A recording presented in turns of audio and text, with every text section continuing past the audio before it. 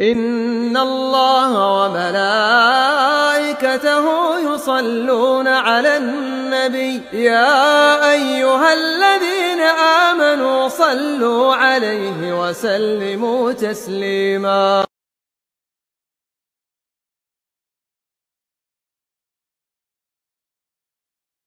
Di antara karakter dan pola hidup golongan yang selamat, wahai kaum muslimin, adalah orang-orang yang selalu mewaspadai bermacam bentuk perkara-perkara yang baru atau permasalahan-permasalahan yang bid'ah yang menjamur atau berkembang di sepeninggal Rasulullah sallallahu alaihi wasallam.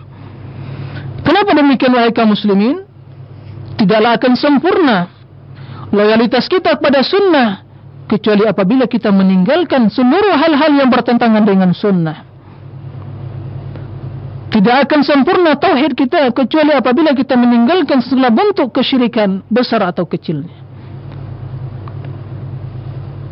Tidak akan sempurna ketaatan kita kepada Allah kecuali apabila kita meninggalkan segala bentuk maksiat dan dosa. Tidak akan sempurna keimanan kita pada Rasulullah kecuali bila kita meninggalkan segala hal-hal perkara-perkara yang menyelisihi sunnah Rasulullah sallallahu alaihi wasallam. Oleh karena itu mari kita renungi hadis Rasulullah sallallahu alaihi wasallam tatkala beliau memerintahkan kita untuk mengikuti sunnahnya. Apa kata Rasulullah sallallahu alaihi wasallam? "Fa'alaikum bi sunnati wa sunnatil khulafa'ir rasyidin al-mahdiyyin min ba'di.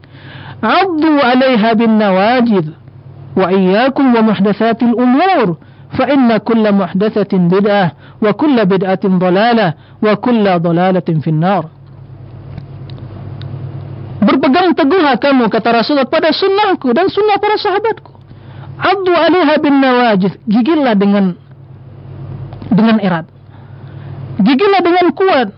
Peganglah sunnah itu dengan kuat. Amalkan, laksanakan dalam kehidupan kita. Alaikum bisunnah, addu 'alaiha bin nawajid. Kemudian kata Rasulullah sallallahu alaihi wasallam, wa iyyakum wa muhdatsatil umur. Beliau memperingatkan kita, wa iyyakum wa muhdatsatil umur.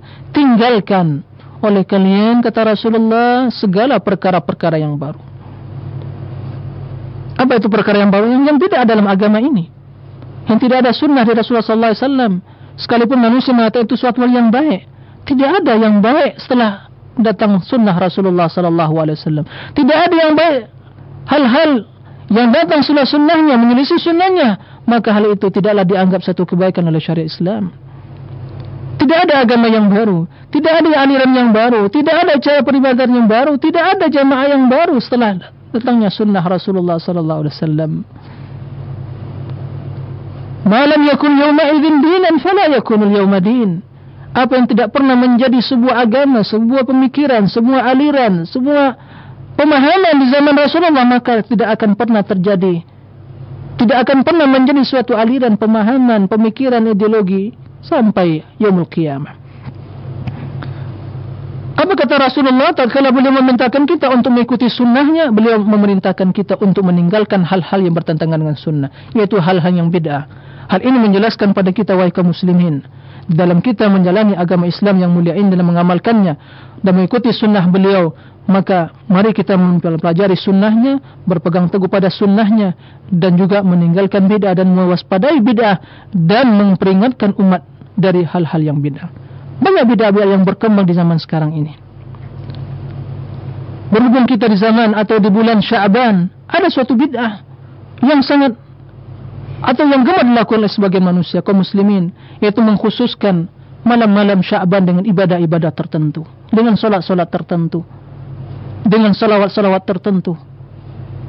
Tentu ini adalah hal-hal yang bertentangan dengan sunnah Rasulullah sallallahu alaihi wasallam. Adapun hadis-hadis yang menjelaskan, mengkhususkan ibadah di pertengahan bulan Sya'ban, dijelaskan oleh para ulama, adalah hadis yang tidak sahih, hadis yang dhaif, hadis yang lemah. Bahkan sebagian banyak di antara yang paling banyak atau mayoritas dari hadis ada hadis yang palsu. Sebagian dijelaskan oleh para ulama dan juga para ulama dari kalangan mazhab Syafi'i rahimahullahu taala. Oleh karena itu tidak boleh bagi kita mengkhususkan malam-malam pertengahan Sya'ban dengan ibadah-ibadah tertentu. Sebab Rasulullah SAW tidak pernah menghususkannya, para sahabat tidak pernah menghususkannya. Akan tapi apabila merupakan suatu kebiasaan seseorang beribadah, baik itu di pertengahan Sya'ban atau di luar Sya'ban, dia terus beribadah pertengahan malam dan tahajud, maka tetap dia melanjutkan terus melakukan ibadah sebagaimana yang biasa dia lakukan. Akan tapi tidak boleh mengkhususkan, sebab pengkhususan adalah tanggung atau tugas syariat. Manusia tidak berhak mengkhususkan cara metode ibadah kalau tidak pernah dikhususkan oleh Allah dan Rasulnya. Sebab itu adalah at-takhsisu laisa ilal mukallafin, kata para ulama. Takhsis mengkhususkan itu bukan tugas orang non mukallaf, yaitu kita yang diberi kewajiban oleh Allah Subhanahu wa taala untuk melaksanakan syariat ini. Oleh karena itu, wahai kaum muslim, perhatikanlah dalam hidup ini.